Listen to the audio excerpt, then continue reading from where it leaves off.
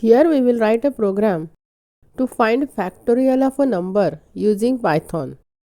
So first we will open the IDE, then we will add new file. In comment line we will write the program description.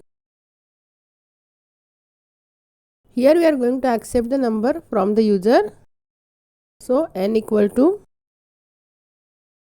input enter number. Then we will create another variable n fact which is initialized with 1, and then we will use while loop to calculate the factorial. So while n greater than 0, we will calculate n fact equal to n fact into n, and we will subtract 1 from the n. So n equal to n minus 1, and then we will print the factorial. So print, we will use f for formatting, and we will print factorial of a number is n fact. Then we will save it as factorial.py,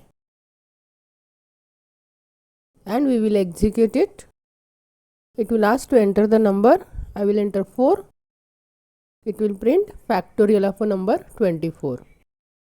If you want to display the entered number along with factorial, we will store this n into another variable, and here we will print it,